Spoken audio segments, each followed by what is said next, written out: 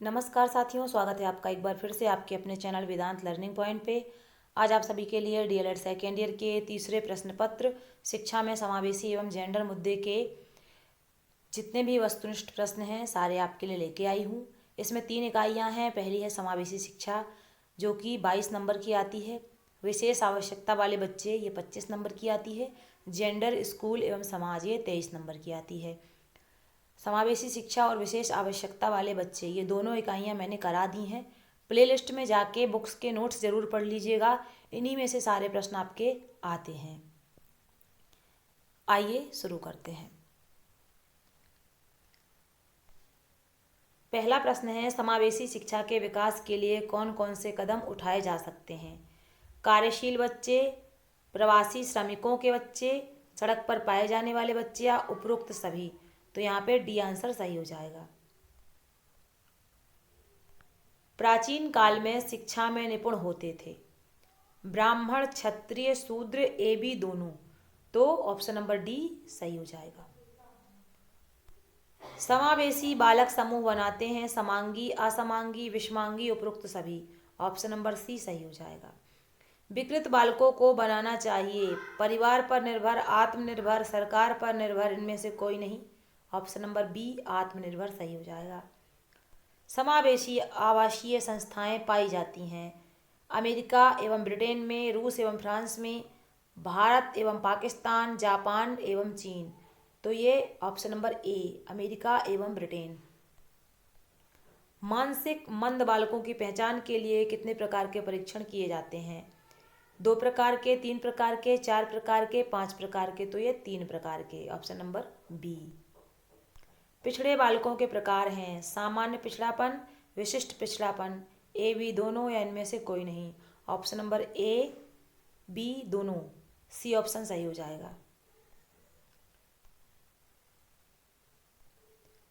बालकों की शारीरिक विकलांगता कितने प्रकार की होती है? 2, 3, 4, 5?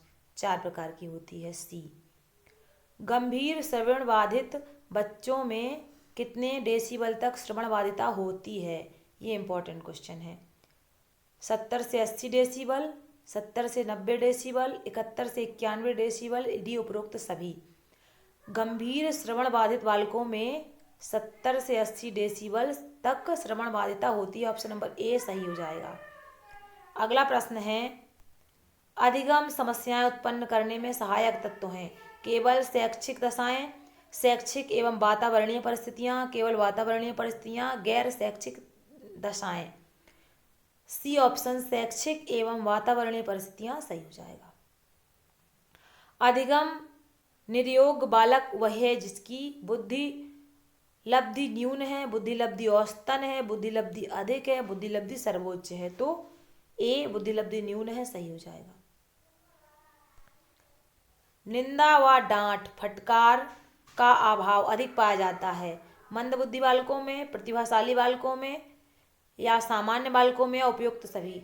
डांट व फटकार का प्रभाव अधिक जो है प्रतिभाशाली बालकों में पाया जाता है, ऑप्शन नंबर सी सही हो जाएगा।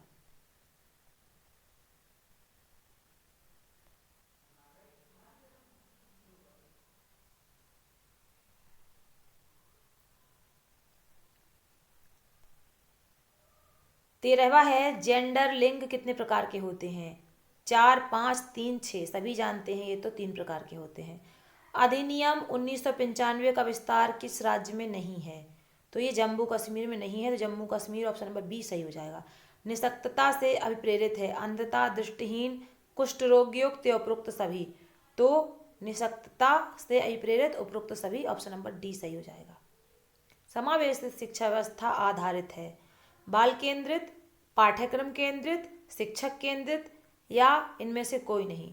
समावेशित शिक्षा जो है इनमें से कोई नहीं, सही हो जाएगा डी ऑप्शन। भारतीय पुनर्वास अधिनियम कब पारित हुआ? तो ये 1992 में पारित हुआ। ब्रेल लिपि में कितने बिंदु होते हैं? तो 6 बिंदु होते हैं। समावेशी शिक्षा में मूल्यांकन की कौन सी विधि प्रयुक्त की जाती है? मौखिक परीक्षण, अवलोकन, कहानी कहना, डी उपरोक्त सभी? आंसर हो जाएगा। इसके बाद जोड़े बनाने हैं। अधिगम निशक्तता को डिस्ग्राफिया कहा जाता है। अल्प दृष्टिबाधित को लार्ज प्रिंट मटेरियल, अस्थिबाधित को कैलीपर्स, पूर्ण दृष्टिबाधित ब्रेल पुस्तक, श्रवण बाधित सांकेतिक भाषा।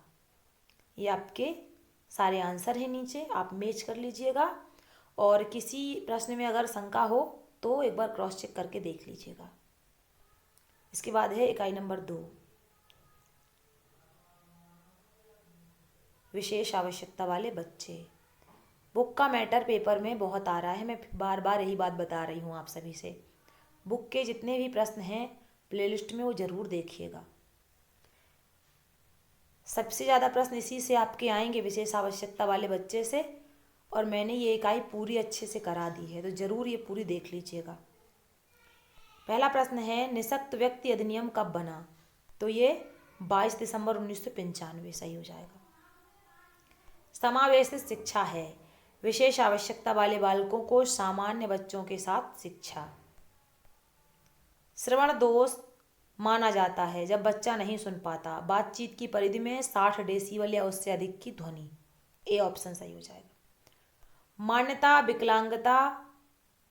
मान्य विकलांगता की श्रेणी में आता है 40% या उससे अधिक विकलांगता।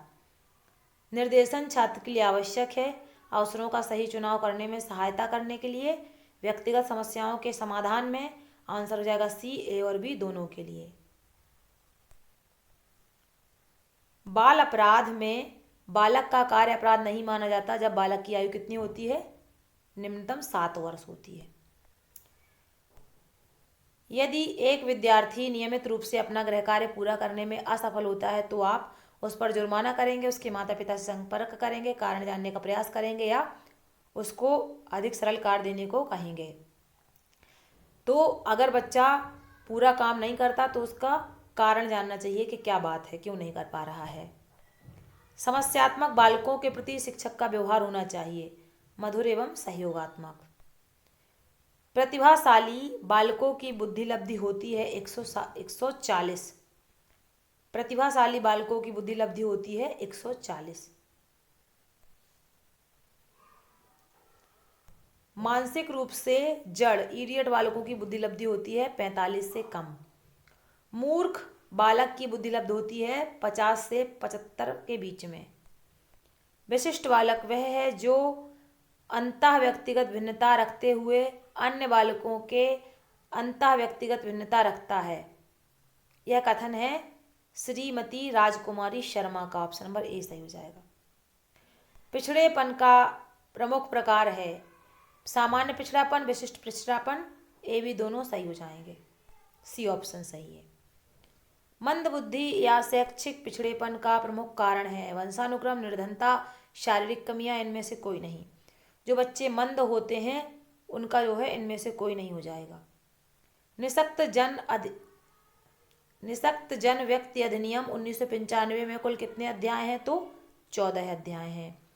ट्रेलर फ्रेम शिक्षण सामग्री है दृष्टिबाधित के लिए। मंद बुद्धि या शैक्षिक पिछड़ेपन का प्रमुख कारण है वंशानुक्रम, निर्धनता, शारीरिक कमियां। डी इनमें से कोई नहीं, तो ऑप्शन नंबर डी सही हो जाएगा। निःशक्त जन व्यक्ति अधिनियम 1995 में कुल कितने अध्याय हैं? 14 अध्याय हैं। ऑप्शन नंबर सी सही हो जाएगा। ट्रेलर फ्रेमवर्क शिक्षण सहायक सामग्री है ए दृष्टिबाधित बच्चों के लिए। ऑप्शन नंबर ए सही हो जाएगा। निःशक्त जन व्यक्ति अधिनियम 1995 के अनुसार विकलांगता के प्रकार होते हैं 6। ऑप्शन नंबर बी सही हो जाएगा। डिसकैलकुलिया से तात्पर्य है लेखन संबंधी कमी, गणितीय कमी, पठन संबंधी कमी, उपरोक्त सभी। तो सी गणितीय कमी, ऑप्शन नंबर सी। ये बहुत ही इंपॉर्टेंट है, इनको देखिएगा, ये हो सकता है अति लघु उत्तरीय में भी आ जाए। अल्प मानसिक मंदित की बुद्धिलब्धि होती है तो ये 70 से 90। राष्ट्रीय अस्थिबाधित संस्था कहाँ स्थित है? तो यह कोलकाता में। अक्षमता की राष्ट्रीय नीति का निर्माण किस वर्ष हुआ? 2006। डिस्ग्राफिया का संबंध है लेखन अयोग्यता से।